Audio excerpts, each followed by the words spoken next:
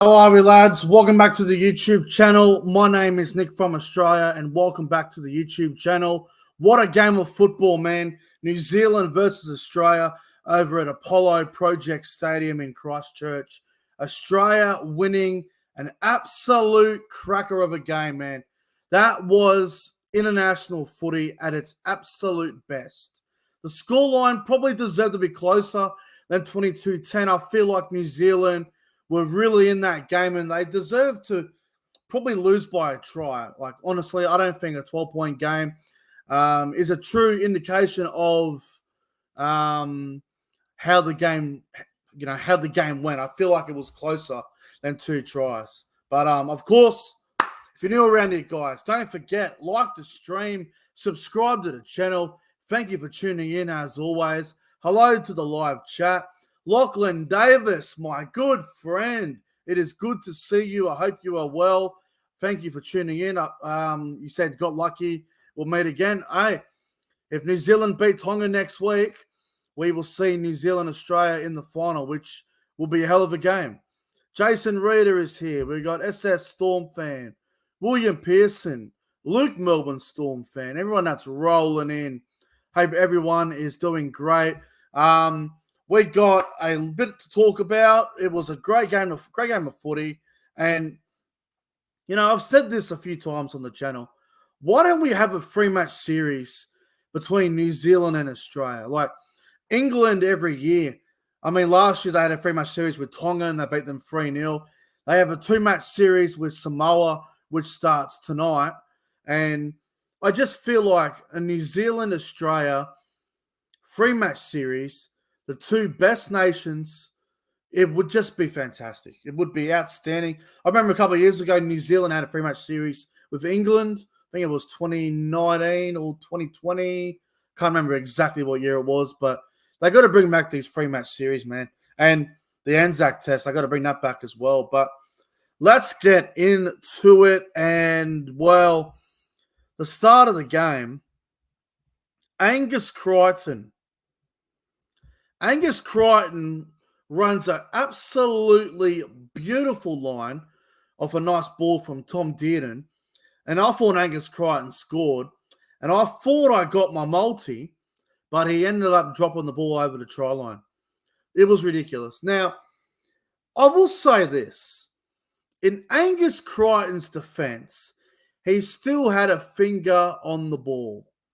A lot of people reckon it's a no try, and that's fair enough. But just think about this scenario for a moment. If that was in the corner, are they giving that a try? How many times did we see throughout the 2024 NRL season where there would be a attempted corner try and the put down was very similar to Angus Crichton's no try here tonight? I'm telling you, man, they could have lived with that try. Like, I thought it was, I don't know. It's a tough one, man. Like, obviously, I'm a little bit annoyed because it cost my multi and whatever, but it's a 50-50 for me. I mean, I can understand it being a try. I can understand it being a no try. It's sort of a tough one, I reckon. It's definitely closer than what everyone's saying online. A lot closer. But no try to Angus Crichton, which was disappointing. Australia lose their captain's challenge because Isaiah Yeo was crowding in the ruck. And then we get to the very first try of the game where Mitchell Moses brings Lindsay Collins under, and Collins just busts through two guys, including the fullback, Keano Kinney. And Lindsay Collins runs about 30 to 40 metres and scores next to the post. A great start, a great try from Lindsay Collins. You don't see a front rower busting through like that and running 35 metres for a try every day, man. It's rare to see that, but very good try from Lindsay Collins. Australia go to 6-0 up after 17 minutes. Very good start. And then New Zealand, they hit back, man. Very good try, this one. Sean Johnson goes short to Papali'i. He offloads it to Keano Kinney. Kinney does like a basketball pass over the top, and then it ends up with Jermaine Asako, who scores in the corner. Asako is a great try scorer at international level, and Asako scoring a great try in the corner. Great to see. Asako converts from the sideline. We are at 6-6 after 28 minutes. Really enjoyed the pace of the game. There were some big hits. There was a massive shot from Ruben Cotter on Griffin Neame. Then Mitch Barnett and Marata Niukore had a good collision with each other. It was good stuff. It was good stuff. And then we see an incredible try to Zach Lomax. The Kangaroos go down the right-hand side. Tommy Turbo beating Matt Timoko was outstanding. Matt Timoko doesn't get beat like that every day. So classy stuff from Tommy Turbo. He makes the line break. He's got Dylan Edwards on the inside. He's got Zach Lomax on the outside. He gets it to Zach Lomax. Lomax goes one-on-one with Keanu Kinney. They collide.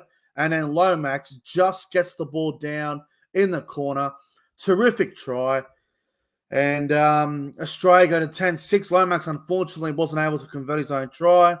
And then there was a penalty on halftime because Sorensen wouldn't clear the ruck. I think it was crowding, a bit like the Isaiah Yeo one. Lomax takes the penalty goal, and we get to halftime, and the Kangaroos lead 12 points to 6.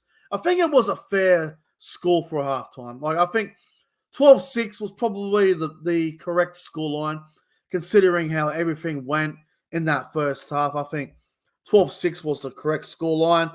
Second half begins, and a couple of big hits, couple of good plays, and then there was absolutely nothing on here, man. In the 58th minute, it's almost 20 minutes into the second half. It's still 12-6. There's nothing on here. Harry Grant from dummy half. Actually, it was Moses first. Moses went down the right-hand side, gave a nice short ball to Hudson Young. Quick play of the ball. Goes to Harry Grant at first receiver. And then Harry Grant ends up finding Zach Lomax. For some reason, Will Warbrick didn't trust him. And then he gets it to Lomax. He goes over for a double. Lomax scoring in the corner again. Great stuff. And Australia go to 16-6, and they were looking good at this point, the Kangaroos. Lomax misses the conversion. And then Will Warbrick, an unbelievable try this was, man. This was absolutely unbelievable. Sean Johnson kicks the ball cross field, and then Warbrick has it, and it looks like he's going to try and pass it to Tomoko, or he's just going to get tackled. But he ends up fooling Zach Lomax, and Warbrick scores an incredible try. Brilliant stuff from Willie Warbrick. Asako misses the conversion, unfortunately. It is 16-10 Australia. There's 14 to go, and we have a grandstand finish at Christchurch there. Grandstand finish was on. And out of nothing, again, Australia just not much really going on. Dylan Edwards finds a bit of space. He gets through. Edwards is away. He sees Mitchell Moses on the inside. Edwards gives it to Mitchell Moses, and Moses scores. And Australia pretty much wrap it up from there. 22 points to 10. It's a win for Australia. The Kangaroos are through to the Pacific Championship final, and they will take on the winner of New Zealand and Tonga, which is going to be a hell of a game next week. Now, that New Zealand versus Tonga game next week is at Go Media Stadium next Saturday night. That is going to be an absolute cracker. Really looking forward to that. But Australia win 22-10. I think it was a great game of footy. I really enjoyed this. This is probably the best game of the entire tournament so far. I thought both sides really tested each other out. I thought both sides' defense was actually quite good. I thought defensively both sides played really well. The scramble defense from the Kangaroos when New Zealand had a lot of ball early in that second half was outstanding. And New Zealand defended well as well. They tried really hard in defense. I thought they did some great things there as well. But in the end, Australia with the 22-10 win. Now, let's get to the player ratings. Player ratings. So Each player is going to get a rating out of 10 for their performance. And yeah, we'll start with the New Zealand side because they were unfortunately defeated. But we'll start with them. And the fullback, Keano Kinney, he was absolutely outstanding. Keano Kinney's performance was fantastic. I'm going to give him an 8 out of 10. I thought he was probably the best player for New Zealand. He was terrific. Jermaine Asako. Sako was great for New Zealand. I'll give Asako a 7. Thought he played really well out there today. Will Warbrick on the wing. Warbrick was okay, but defensively, he was probably a bit of a letdown, to be honest. So I'm going to give Warbrick a 5 out of 10. Not the greatest game from him. Matt Tomoko or Timoko, however you pronounce it. I thought he was a handful, man. I really do. I know Tommy Turbo beat him on that try there where Lomax scored, but overall, I thought Tomoko was really solid out there. I'm going to give Tomoko a 7 out of 10. Thought he was good, man. Thought he was good. Hiku, a little bit quiet in my opinion, Peter Hiku. I'm going to give Hiku a 5. Didn't do a whole lot in my opinion. Chance and Nickel Klukstad at 5'8". Look, he wasn't horrible. Like, he didn't have a terrible game, but he just wasn't in the game enough as a 5'8" for me. They should have went with Nikorima. I did say on Tuesday I was a bit worried about Chance at 6. I didn't really think it was the correct decision, but I'll give Chance a 4.5, 4.5 out of 10. Sean Johnson, I thought he was good. Sean Johnson, thought he tried really hard. I thought his kicking game was great.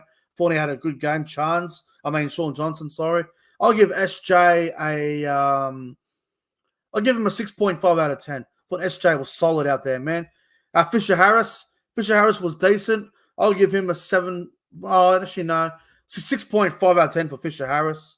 Thought he did some good things. Nafua White, who came into the starting side, I'll give Nafua White a 6. I thought he was good. Phoenix Crossland.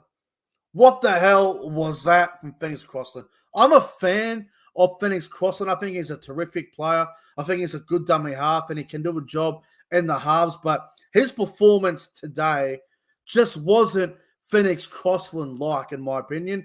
I'm going to give him a 4 out of 10. I don't think he was as good as he could be, man. He didn't do anything in attack. So Crossland's getting a 4. I was disappointed with his performance. Isaiah Papali'i, probably a 5 for me. Didn't do a whole lot out there. Didn't have the greatest game. Just sort of, it was just there. Sorensen, I'll give, again, probably similar in my opinion. I'll give Sorensen a 5 as well. Both of the back rowers for New Zealand didn't really step up in the way I thought they would, in my opinion. Joseph Tarpany. Tarpany was good for New Zealand, man. Tarpany was really good. I'll give him a 7. He was a handful for the Kiwis. Griffin Neame off the bench was an absolute handful. He had a great game, Griffin Neame. I'm going to give him a 7.5. He was great for New Zealand today. Moranani Kure brought some good impact off the bench, had some good carries, and thought he looked pretty good. Probably should have played more minutes, though. I don't think 27 minutes is good enough for Moranani Kure. Should have played a lot more than that. So I'm going to give Moranani Kure a 6 out of 10. Who else we got here? Nick Raymer, he only played 10 minutes, so I'll give him a 4. And Jordan Ricky, I mean, look, he played 27 minutes. I mean, Jordan Ricky should not be playing the same minutes as Moranani Kure. Niokore should be playing more than Ricky, in my opinion. Ricky, for me, 4 out of 10. Didn't do a whole lot. Now, the Kangaroos. Dylan Edwards at fullback. Look, he was all right. He was all right. I'm not going to sit here and tell you that Dylan Edwards was amazing. I don't think he was. Was he bad? No. Was he great? No. I'm going to give Dylan Edwards a 6. He was decent. I just don't know, man. He just isn't doing the things that I thought he would do. Xavier Coates, probably a 6.5 for Xavier Coates. He did okay. Defended well, and it sort of did his role in the end. Zach Lomax, outstanding. Lomax was great. 8 out of 10 for Zach Lomax. He had a really good game. The Hammer, probably a bit quieter than last week, but still relatively good. I'll give the Hammer a 6. Wasn't too bad. Tommy Turbo was good, man. Turbo was a friggin' handful. Turbo's getting an 8 out of 10. Forney was great.